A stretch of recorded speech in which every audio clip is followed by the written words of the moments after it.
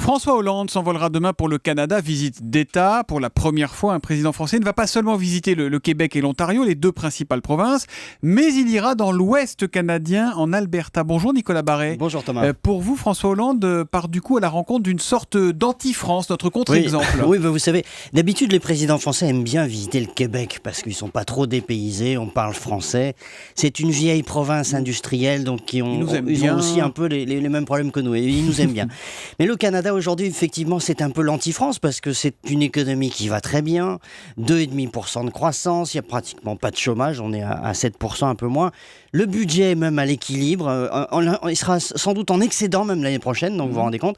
Et puis c'est un pays qui avait abordé déjà la crise en 2008 avec des finances assainies, donc il a pu faire de la relance, enfin bref, ça va bien. Oui, enfin comparaison n'étant pas toujours raison, Nicolas, il faut quand même préciser que cette réussite économique, elle tient beaucoup au pétrole. Alors oui, exactement, et l'Alberta, où va aller François Hollande, est surnommé l'Oilberta, vous voyez, donc le pays du pétrole, où on exploite effectivement du pétrole de schiste à tour de bras.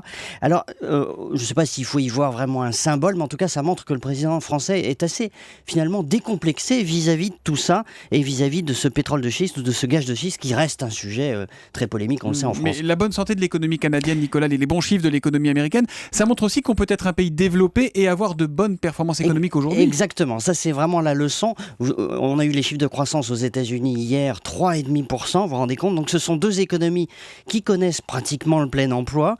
Alors évidemment, on sait très bien, on ne peut pas transposer le système américain ou canadien à la France.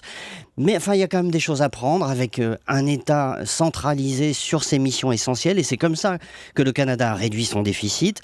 Un système fiscal, social, stable, prévisible, etc. Un marché de l'emploi plus fluide. Bref, si François Hollande revient du Canada, qui n'est pas un pays ultralibéral quand même, avec quelques bonnes idées, eh bien, ce voyage n'aura pas été inutile. Et sinon, attention à l'exil de Nicolas Barret. Il ne faudrait pas qu'il parte chez nos cousins, directeur de la rédaction des Échos. L'édito Écho de Nicolas, c'est tous les matins à 8h10 sur Europe 1. À lundi, Bonne Nicolas. journée.